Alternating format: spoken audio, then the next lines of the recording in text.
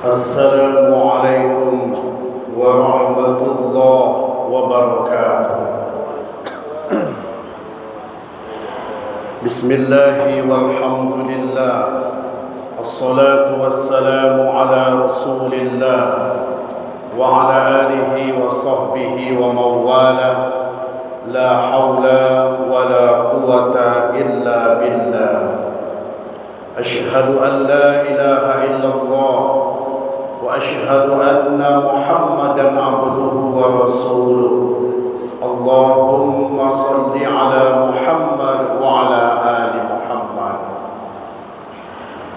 Bapak Ibu jamaah zuhur Masjid Taqwa Muhammadiyah Sumatera Barat rahimakumullah. Sebagai orang yang beriman dan taat beribadah kepada Allah Subhanahu wa taala, tentunya kita berharap bahwa segala amal perbuatan yang kita lakukan diterima oleh Allah Subhanahu wa taala. Sebaliknya, tentu kita amat bersedih dan berduka manakala amal ibadah yang kita kerjakan justru ditolak dan bahkan tidak bernilai pahala di sisi Allah Subhanahu wa taala. Kalau begitu jemaah rahimakumullah, ada pulakah amal kita yang nilainya tidak ada, yang nilainya rusak atau tak bernilai sama sekali? Maka pada pertemuan yang singkat ini kita ingin sampaikan sebuah hadis yang diriwayatkan oleh Imam At-Tabrani dalam kitab Al-Mu'jam Al-Kabir. Salasatun la yaqbalullahu minhum sarfan wala adlan. 3 perkara yang apabila dilakukan Allah tidak menerima pahalanya, baik yang sunat ataupun yang wajib. Yang pertama adalah akun. Akun itu adalah hukukul walidain, durhaka kepada orang tua. Ternyata Bapak Ibu jamaah rahimakumullah, seorang anak yang durhaka kepada orang tua, amalnya tidak bernilai. La yaqbalullahu minhum sarfan wala adlan. Allah tidak menerimanya walaupun yang sunat dan yang wajib. Maka jamaah dirahmati Allah Subhanahu wa taala, beberapa kali Allah sebutkan di dalam Al-Quran bahwa amal yang terbaik setelah menyembah Allah adalah birrul walidain. Wa'budullaha wa la tusyriku bihi syai'a wa bil walidaini ihsana. Ada lagi ayat lain, wa qada rabbuka alla ta'budu illa iyyah wa bil walidaini ihsana. Jadi setelah menyembah Allah dan tidak mempersekutukan dia dengan sesuatu apapun, yang kedua berbakti atau berbuat baik kepada orang tua. Manakala ada seorang anak yang durhaka kepada orang tua, maka ternyata amalnya tidak diterima. Waspadalah kita, hati-hatilah kita, jangan sampai durhaka kepada orang tua yang menyebabkan amal kita tidak diterima. Berikut yang kedua yang menyebabkan amal kita tidak diterima dan tak bernilai itu adalah dalam hadis tadi, wamannanun. Wamannanun ini adalah sering mengungkit-ungkit, menyebut-nyebut sedekah yang sudah diberikan. Sesuatu yang sudah kita berikan lalu kita sebut-sebut, kita ungkit-ungkit kembali.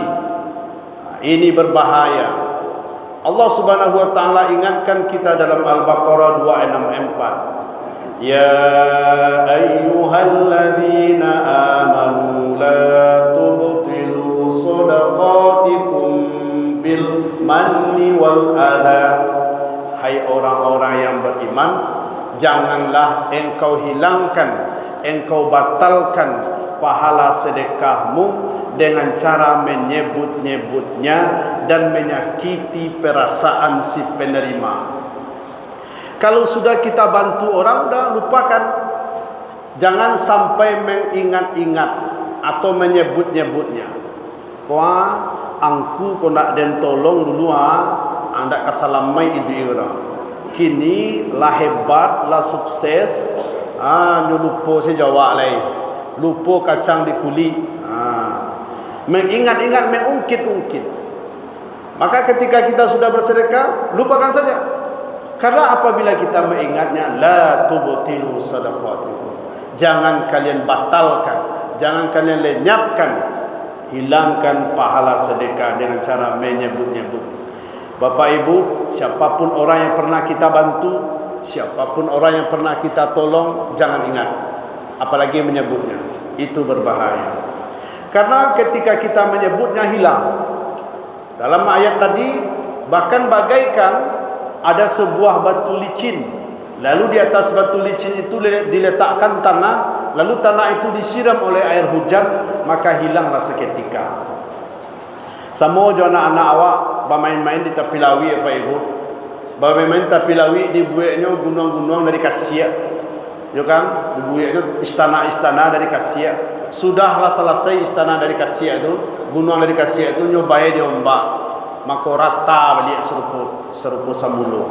Taka itulah amal perbuatan yang dilakukan dengan apabila kita menyebut-nyebutnya, maka hilanglah seketika. Berikut adalah wa mukadzibun bil qadri.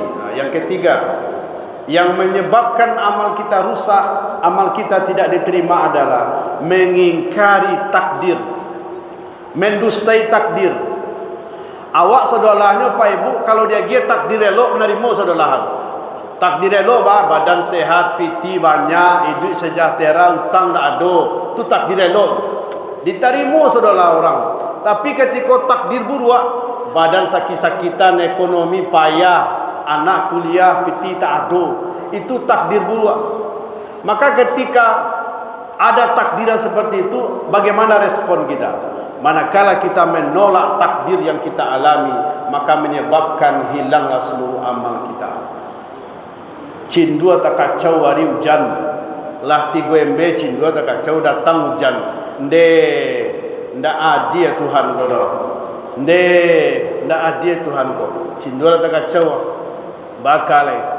Maka ibu bapa yang dirahmati oleh Allah Subhanahu wa taala, apa yang kita alami hari ini itulah takdir kita. Apakah yang baik, yang enak, yang nyaman atau yang tidak baiknya, itu semuanya takdir kita. Jangan ingkari takdir itu. Kok sakit apa lu cegak-cegak, lalu mau balik dokter berubah lu cegak le, terima saja Pak. Itu takdir awak. Apabila kita mendustai takdir ini, maka akan menghilangkan, melenyapkan amal kita. Jangan sampai mau pe ke Allah. Jangan sampai mau pe. Dia lah sudah dipayah, sakit-sakit lo, ya kan, kontrak dibayar, lagai mengontrak Julai. Jangan. Itu menyebabkan pahala kita, amal kita akan hilang. Maka jamaah dirahmati oleh Allah Subhanahu wa taala, berpedoman kepada hadis tadi, kualitas hadis tadi adalah hadis hasan. 3 perbuatan yang menyebabkan hilangnya amal. Yang pertama adalah durhaka kepada kedua orang tua. Yang kedua adalah yakni sering mengungkit-ungkit pemberian atau sedekah.